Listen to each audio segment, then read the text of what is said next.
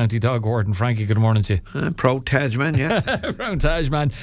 Look, you've plenty to take us through for your first appearance of 2026. What was Christmas like at the shelter? Since 1986, when the shelter was opened, that's the first Christmas that we didn't have a dog spend the night, spend the Christmas there. That's very positive. Yeah, and not taking credit now, but the girls will tell you that I did work for the 2 weeks very hard, and we bombarded rescues, and they were very good to us, and they made offers to us. They said, look, let's try and free the place up. So between 5 different shelters, all the dogs ended up in shelters and in foster homes, and spend the Christmas in foster homes. So we had no dog there. And first Christmas then that I wasn't called out Christmas Eve or Christmas Day. Like I've had it down through the years where people, were actually dumping dogs that weekend. But we haven't had that, no. We didn't. The couple of dogs that I did deal with over the Christmas were all microchipped, and I was able to get the owners straight away, and they didn't have to go into the shelter at all. Okay. I was able to meet the owners or deliver them back home. Very, so it was very great. positive. I'm really news. happy. No, fair play to you. It sounds like you worked hard in the run up to Christmas. Tell us though about the woman from Carlow who's attacked by an XL bully. Yeah. The update that I got on it now, and I'm not going to speak about the lady's personal business, but she has been left with life-changing injuries. Really, really is going to have to be cared for the rest of her life.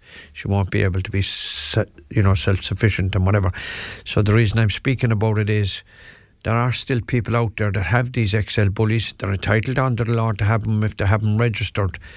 But how many warnings do people have to get that these dogs, I don't know why, and I'd like to think now, I've dealt with up in 60,000 dogs in my 40 years in the job at one way or another, and I'm still baffled as to why a dog would actually attack its owner. And, people go on and say, oh, maybe this and maybe that. No. A lot of these people that were attacked, and I've researched into it and asked questions about it, they were really good owners to their dogs and really cared for their dogs, and yet these dogs just turn. I've been very lucky myself with that breed a few times, having to take them away for owners, and that dog would be all about you and could be all about you for 3-4 days, and just out of the blue, bang, turning you. So I'm just all I'm doing here is I don't want to be on here with you, Alan, talking about the woman or the man or the child that was attacked by the XL bully in Clare, which is my jurisdiction. So I'm giving people advice like, don't take chances. I'm not asking people to have their dog put down, asking them to be careful. Okay, quick word on sheep who are starting to lamb. They're starting to lamb now, you'll see it, and you wonder, like the way nature goes, they've been born there in bad weather, hailstone, and it's bad enough to have that. So I'm asking people there now, especially in areas where there are sheep, and all livestock will be having young at the moment, but just especially with the sheep, keep your dog under control, know where it is. And like as bad weathers and storms, dog travel during the night, and also be very careful for farmers now, because I know this on a personal level, I get criticised for saying it, but foxes kill lambs as well, especially very young lambs. So the farmers will know that anyway. A lot of people won't agree with it, but I know it, I've seen it personally. So just be careful, but keep your dogs under control. And finally, we're almost out of time, but we can't let you go without a quick word on a man who we paid tribute to on the show yesterday, the great Dermot Hayes, who sadly left us last Friday. Yeah, and what I'd like to say about Dermot is, going through the years and years, and I think you'll agree with what I'm saying, is I've seen him at county council meetings, I've seen him at hot meetings, debating with everyone. But once the meeting was over, he had a great way of showing respect to people. That's why he was a great ladies' man, because he knew how to respect the ladies, and he really did, and became friends with everybody. But after the meeting, he could be debating with the county manager, debating with whoever. Once that meeting was over, he had a famous word, comrade. Oh, Frankie, he'd always call me comrade. Yeah, he does. No, but that. Comrade wasn't, anyone was his comrade for only a few minutes, because once you got to know Dermot, you were a friend.